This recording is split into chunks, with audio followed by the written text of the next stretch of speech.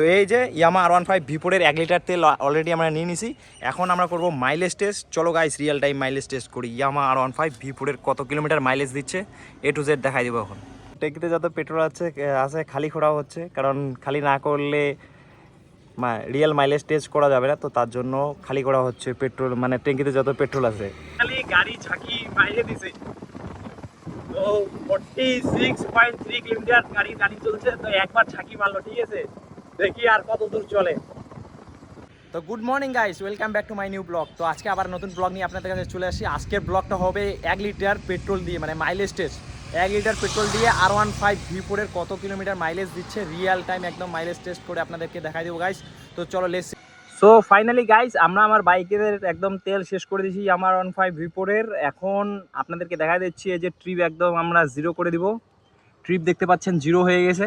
এখন এই যে বাইক স্টার্ট দিচ্ছি, স্টার্ট হবে না, ঠিক আছে। এই সাইড স্ট্যান্ড উঠেও দেখা দিলাম আপনাদেরকে, ঠিক আছে। এখন আমরা 1 লিটার তেল দিয়ে রিয়েল টাইম মাইলেজ টেস্ট করব। চলো গাইস।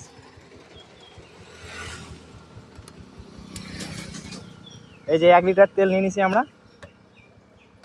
এই 1 লিটার তেল দিয়ে এখন মাইলেজ টেস্ট হবে। চলো আগে তেলটা ঢেলে নিই।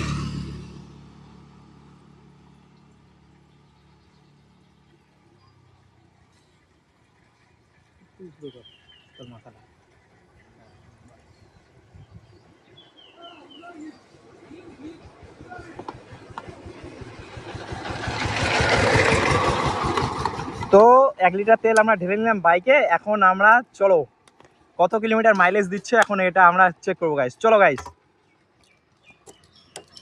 আর আমার সাথে আছে পিছনে আমার স্বজন বন্ধু, ঠিক আছে, হেল্প করতেছে আমাকে, ঠিক আছে। চলো গাইস, এই যে বাইক স্টার্ট হয়ে গেছে, চলো।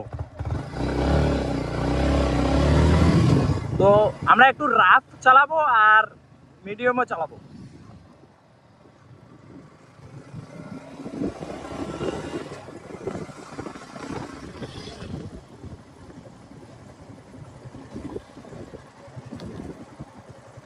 মানে রাফ মিডিয়াম দুইটাই চালাবো।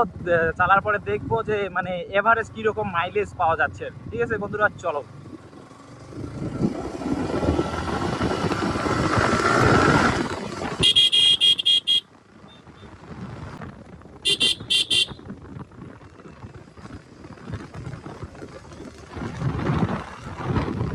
তো আমরা অলরেডি গাইস 1 কিলোমিটার চলে আসছি, ঠিক আছে।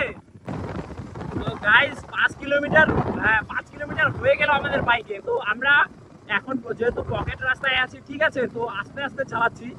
আর এরপরে আমরা যখন 4 লেনে উঠবো তখন একটু স্পিডে চালাবো, যে মানে কম্বিনেশন যেটাকে বলে আর কি। মানে এখন মানে যেহেতু একটা রেঞ্জের মধ্যে চালাচ্ছি, তারপরে এখন হাই স্পিডে চালাবো। তো দুইটা মিলেই দেখবো যে এভারেজ কত কিলোমিটার মাইলেজ আসতেছে, ঠিক আছে গাইস। তো চলো যাওয়া। আর একটু হইলেই গাড়ি 8 কিলোমিটার রানিং চলবে। তো এখন আমরা উঠবো 4 লেন, মানে হাই রোডে, ন্যাশনাল হাই রোডে, ঠিক আছে বন্ধুরা। তো চলো হাই রোডে ওঠা যাক। এবার একটু বাইকটা রাফ মানে টাইমে চালা যাওয়া হবে, ঠিক আছে। তো চলো এবার একটু রাফ টাইমে মানে চালা যাক, কি রকম অবস্থা, মানে সবকিছু মানে A to Z একদম শেয়ার করবো, মানে নর্মাল স্পিড, হাই স্পিড, ঠিক আছে। গাড়ি 13 কিলোমিটার ক্রস করে ফেললো। আর এখন আমাদেরকে ওদিকে সামনে যাওয়া যাবে না, কারণ সামনেই গেলে জলপাইগুড়ি, আর ওইদিকে ওটা মাইলেজ টেস্টের ভিডিও ভালো আসবে না। তো এখন আমাদেরকে আবার ইউটার্ন নিতে লাগবে গাইস। তো এখান থেকে আমরা ইউটার্ন নিয়ে নিব।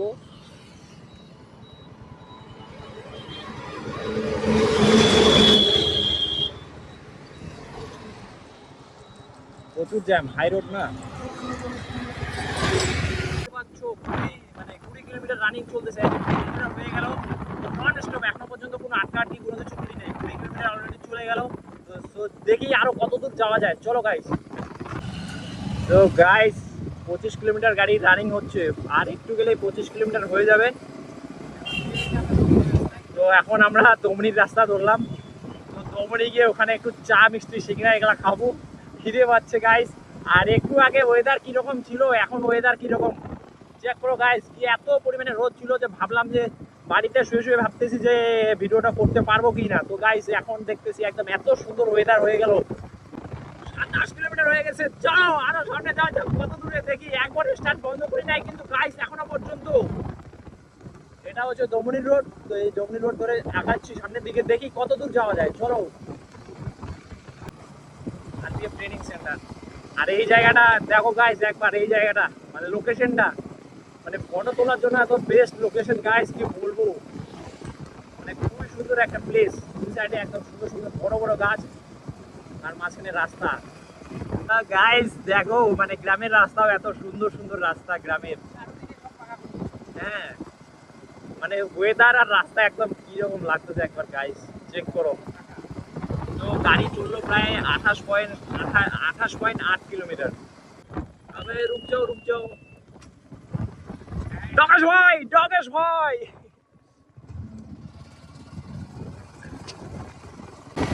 তো গাইস আবারও হাই রোডে চলে আসলাম, আর আমাদের গাড়ি 31.6 কিলোমিটার রান হয়ে গেছে অলরেডি। তো চলো দেখি আরো কত দূর যাওয়া যায়। একটা সময় মানে স্মৃতি স্মৃতি, এখন আর হয় না, আসা হয় না। তো কোনো প্রোগ্রাম থাকলে আসা হয়, তাছাড়া আর আসা হয় না। কলেজ শেষ, কলেজের কাহিনীও শেষ। চলো গাইস, আমাদের গাড়ি 38.1 কিলোমিটার গাইস।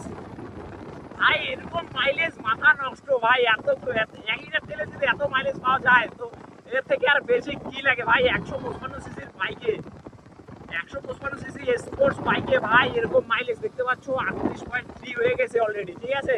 এখনো তো চলতেছে, জানি না কোথায় শেষ হবে কি হবে জানি না। চলো গাইস দেখি কত দূরে শেষ হয়।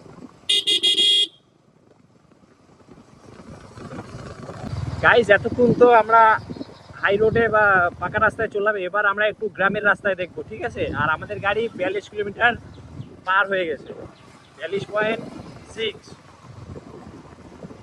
তো চলো এবার আমরা একটু গ্রামের রাস্তায় দেখি, ঠিক আছে, আরো কত দূর যাওয়া যায়। ভাই মাথা খারাপ করে দেওয়া কাণ্ড ভাই, এত কিলোমিটার মাইলেজ অলরেডি 43 কিলোমিটার মনে হয়, আর একটু গেলে 43 কিলোমিটার হয়ে যাবে। তো এবার চলো একটু গ্রামের রাস্তা, ভাঙ্গা চড়া রাস্তায় দেখি আরো কত দূর যাওয়া যায়। গাইস 44.9 মানে 44.9, মানে আরেকটু গেলেই 45 কিলোমিটার হয়ে যাবে গাইস। দেখতে পাচ্ছ একবার, আমার তো মাথা খারাপ হয়ে যাচ্ছে মাইলেজ দেখে ভাই, আমার তো মাথা খারাপ। এই যে 45 কিলোমিটার মাইলেজ হয়ে গেছে, 1 লিটার তেলে 45 কিলোমিটার মাইলেজ এখনো পর্যন্ত আরো বাকি আছে, মানে চলতেই আছে। এখনো পর্যন্ত কোনো ছাটকা টাটকা কোনো কিছু আমি পাই নাই এই পর্যন্ত, ঠিক আছে। তো এখনো পর্যন্ত চলতে আছে, চলো যাওয়া যাক দেখি কত দূর যায়। তো গাইস ফাইনালি গাড়ি ঝাঁকি বাইরে দিছে। তো 46.3 কিলোমিটার গাড়ি চলছে। তো একবার ঝাঁকি মারলো, ঠিক আছে, দেখি আর কত দূর চলে। একবার ঝাঁকি মারছে মানে একবার টান দিয়ে দিছে গাড়ি। তো গাইস এবার ফাইনালি মনে হয় শেষ। এই যে 47.1 কিলোমিটার, 47.2 কিলোমিটার গাইস। তো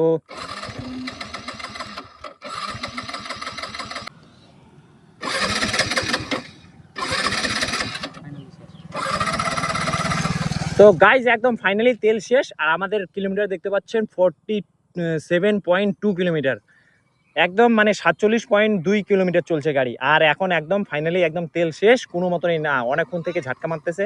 আপনাদেরকে দেখাই দিলাম, এই যে দেখেন, এই যে দেখেন গাইস একদম সমাপ্ত তেল যেটাকে বলে। সো গাইস 1 লিটার তেল দিয়ে আমাদের R15 V4 এর মাইলেজ টেস্ট পুরো কমপ্লিট। 47.2 কিলোমিটার মাইলেজ দিল 1 কিলোমিটার তেলে, ঠিক আছে। আরও 1 লিটার তেল আনছি, এই 1 লিটার তেল দিয়ে এখন গাইজ আমরা বাড়ি যাব। তো hope you guys enjoy this video. আপনাদেরকে ভিডিওটা ভালো লাগলে লাইক শেয়ার অ্যান্ড কমেন্ট করবেন, আর চ্যানেলটাকে অবশ্যই সাবস্ক্রাইব করবেন, চ্যানেলটাকে সাবস্ক্রাইব করে পাশে থাকবেন গাইজ। এখানে একটা আমাদের ভদ্র দাদা, আমি ভিডিও করতেছি দেখে একদম পুরো হর্নটা চিপে ধরলো। তো গাইজ কোনো ব্যাপার না, ঠিক আছে, দেখা হচ্ছে আপনাদের সাথে নেক্সট ব্লগে।